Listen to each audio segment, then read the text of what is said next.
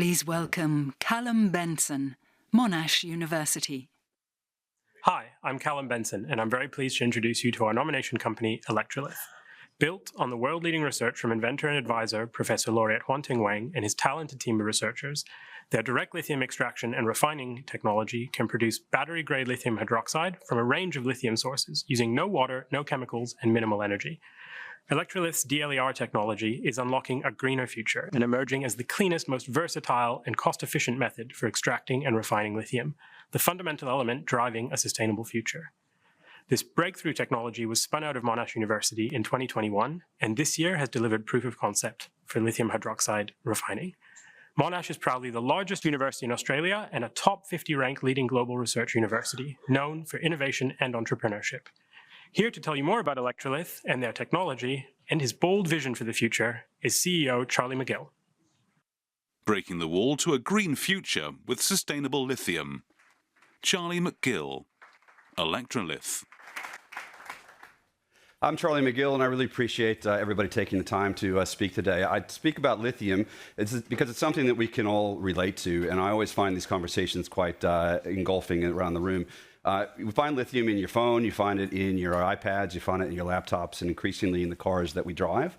We don't often talk about the externalities of mining lithium. It takes about 2.2 million tons of water, nearly 7 tons of carbon dioxide emitted to produce just 1 ton of lithium over 18 to 24 months. And that's producing only 40 to 60% of the lithium.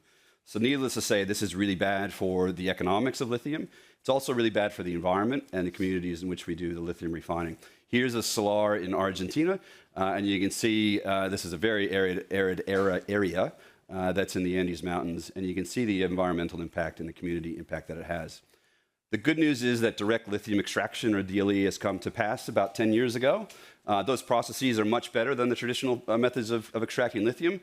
However, they continue to use water and chemicals. Our process removes water and chemicals. We use a proprietary electromembrane technology that essentially, in an electrodialysis configuration, forces lithium against the membrane itself, allowing only the lithium to come through. Once we're through that stage, we can then use similar configuration to refine the lithium into battery-grade lithium hydroxide or chloride. Our DLE competitors generally stop at the chloride stage. So this is well and truly a new generation, if you will, of extracting lithium. As I mentioned, it's no water, no chemicals, and we do the refining. So that puts us on the low end of the environmental cost curve. As you can see here, the traditional method that I talked about is in red. That's about 7 kilograms of carbon emitted, and ours is very low, almost negligible. We're at the crossroads of where economics and environment come to pass. So by removing water and chemicals, we're also at the very low end of the cost curve.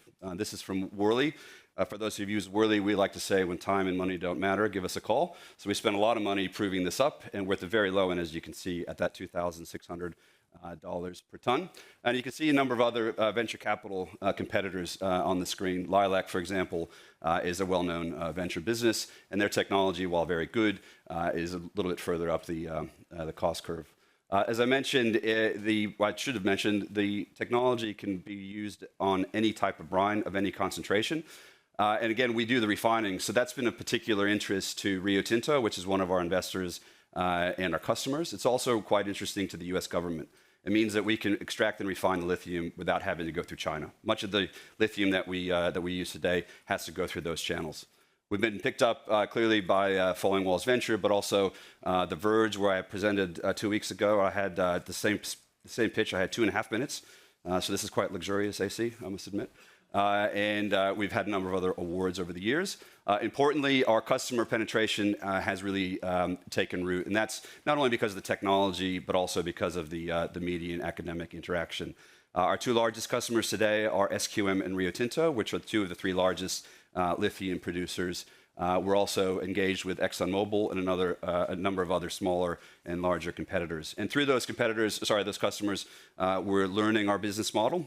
For the bigger end of town, as we call it, we would expect to see an upfront fee for using our technology, and then we'd be replacing the membranes over time. And the smaller ones, and it's the smaller resources, such as Exxon and some of the groups in Canada and in North America, we'd be selling the equipment and then selling the membranes. as they come to pass. There's always a catch, and the catch is that we need to grow the membrane. The membrane itself is about 64 square centimeters. We had a senior partner from McKinsey in our office the other day, and he said, "Oh, you just do it. It's easy." And actually, it's quite difficult. So I'm sure the BCG guys would have figured out there's a lot more to it when you're expanding a membrane. It's a very American guy, I must admit. So we're on track to do that. We're at 190 square centimeters. And we're just in the process of closing our Series A. So our Series A, we're raising 27.5 million Aussie.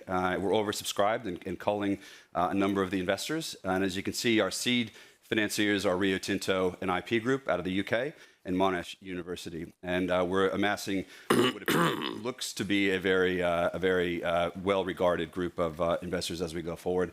And we've got the team in place to do it. I'm Harvard MBA, prior Navy Special Forces, and worked in lithium for many years.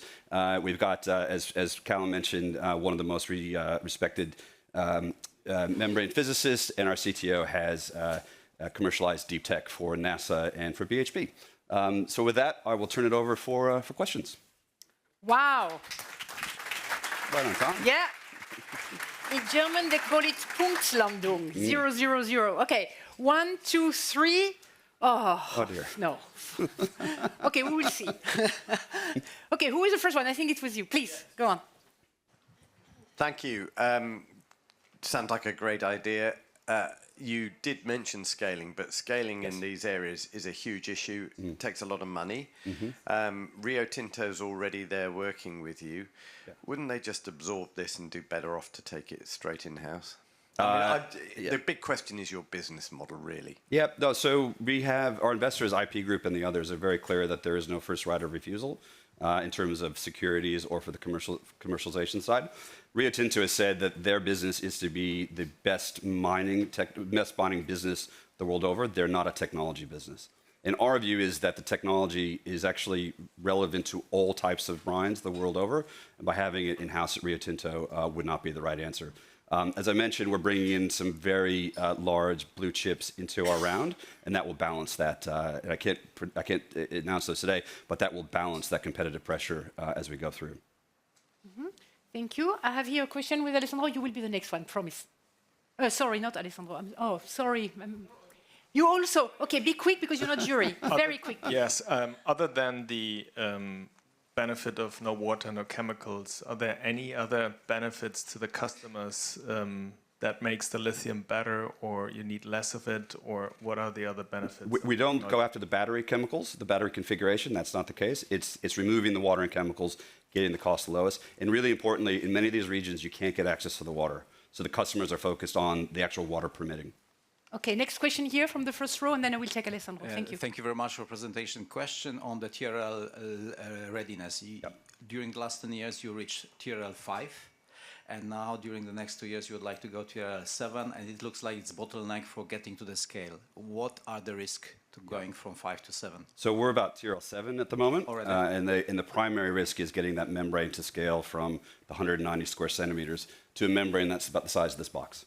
And what we need to do is keep the configuration to work as it goes through that. Now, we have a number of ways to work around that. So if it doesn't scale, we can stack it, we can do a number of other things. But that is the key risk, the catch. Okay, Alessandro, this time is your time. It's actually related to that. So what is the technical limitation of scaling the size of this membrane?